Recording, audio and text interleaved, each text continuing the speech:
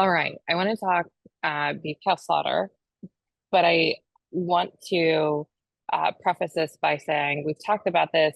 When you look at to show substantial pullbacks in retention, um, what are you looking at to maybe have some signs that we're not liquidating and we maybe have started to slow that pace? Because when we talk about this number, we have to keep in mind that we're also pulling from a smaller pool in general when we're talking about this shrink in uh, beef cow slaughter.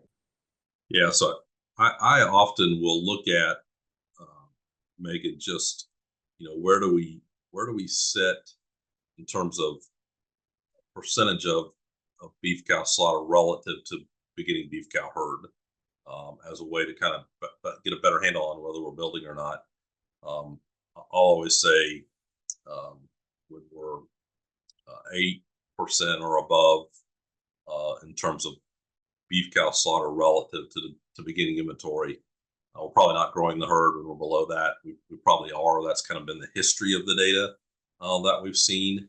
When you look at the beef cow slaughter data that we have for this month, um, I think if anything, it portrays a very modest retention of cows, maybe longer than otherwise would be the case, as we've gone through most of this year, with beef cow slaughter running well below. So August of 2024 beef cow slaughter was down 22.3%.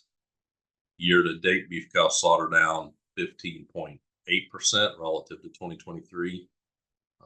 That's not been even, by the way, when we start looking around the country. And I think weather still plays a role here.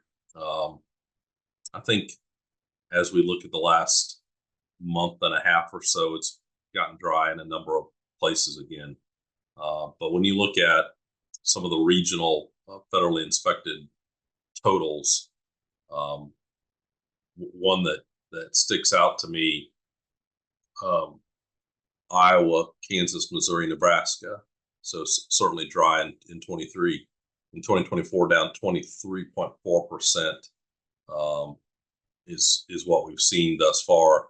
Whereas you kind of look at the south, excuse me, the Southeast, Alabama, Florida, Georgia, Kentucky, Mississippi, North Carolina, South Carolina, only down 9.3%.